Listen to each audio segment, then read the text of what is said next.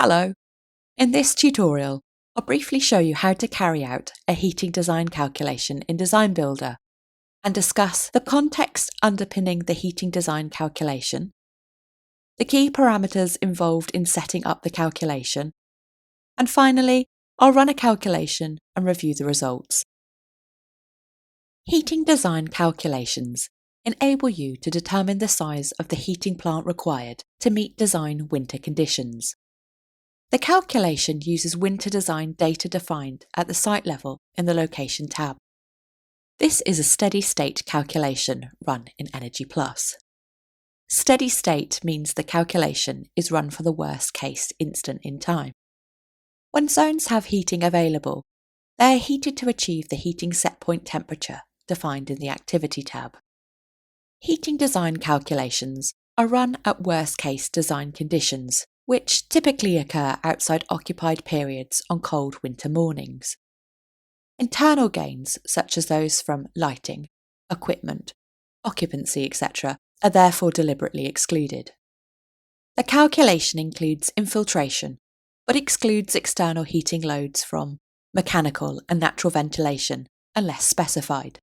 Heating design calculations always use relevant data from the Simple HVAC tab, even when Detail HVAC is set. Before starting with the heating calculation, you must ensure that the correct location settings and associated weather conditions are defined. You can check this at site level in the Location tab. Here you can see that the London Gatwick Airport location is set. In the Winter Design Weather Data header, weather settings linked to that location are used in the heating design calculation. Currently, the external winter design temperature of -4.4 degrees Celsius is set, which is taken from the weather data files for the required location. You can change to IP units in Program Options if required. There are two confidence level settings available. Selecting the higher confidence 99.6% level means that the calculations are run at more extreme weather conditions, i.e., lower temperatures, and the risk of more extreme winter weather occurring reduces to 0.4%. The wind speed and direction are set to design values from the weather data file for the selected location. You should check that infiltration is properly defined in the Construction tab, as this can have a significant impact on your results. You can see here the default model infiltration option is selected and is set at a value of 0.7 air changes per hour. Other infiltration unit options, such as meters cubed per hour per meter squared at 4 or 50 pascals, are available in Program Options. I will now select the Heating Design Calculation screen. This Calculation Update option is shown unless there are up-to-date results already in your model, in which case the results will be shown. The calculation dialog box can be accessed by clicking on the Update Data option. The Calculation Options dialog box enables you to define the calculation parameters. These are all described in the Program Help here.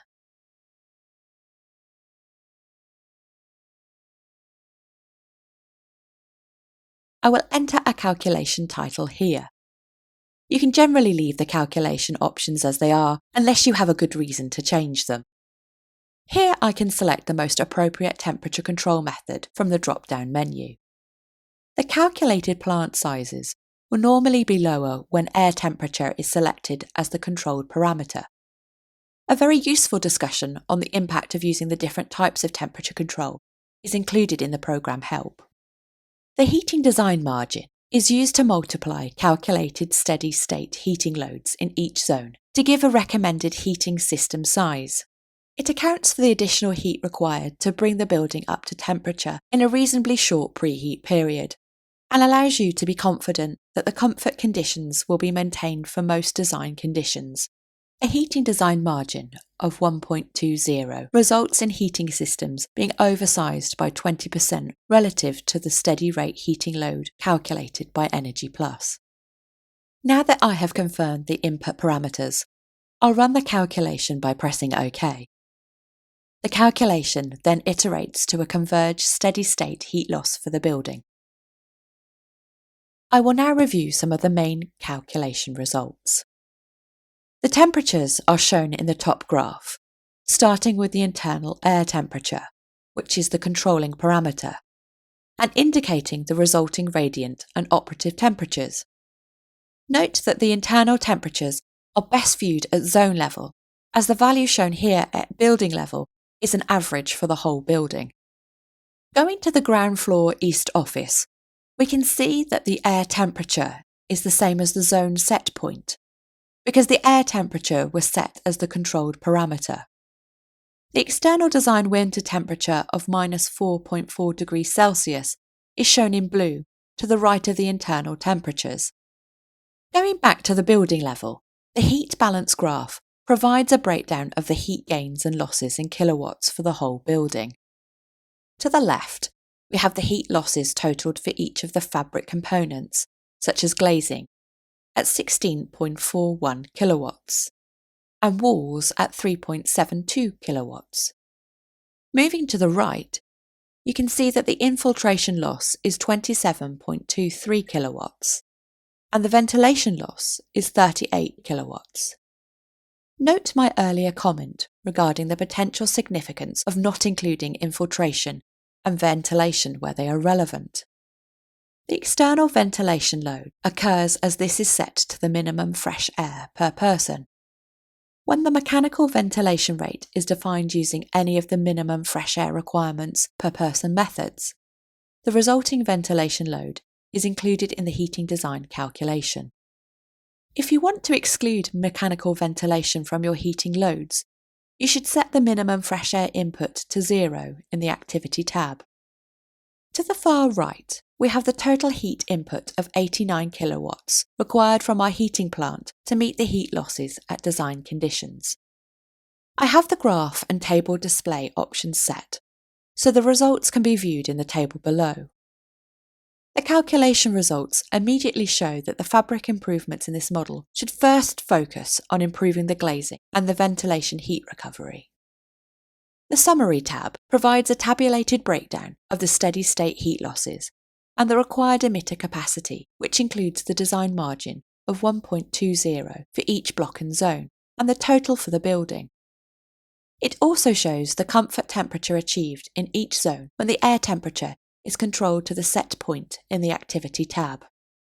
And once the fabric properties have been optimised, the heating design summary data can then be used as the foundation for the heating system design. This data can be exported to a spreadsheet if required. This finishes our quick review of heating design calculations in DesignBuilder. If you want to learn more about the topics introduced in this tutorial, including top tips that will improve your modelling efficiency, then our Heating and Cooling Design Calculations on-demand training session covers these and other related aspects of DesignBuilder. We hope you found this tutorial useful. Further information on the specific topics and wider application areas can be found in the comprehensive DesignBuilder program help, other tutorials and webinars, and our on-demand training.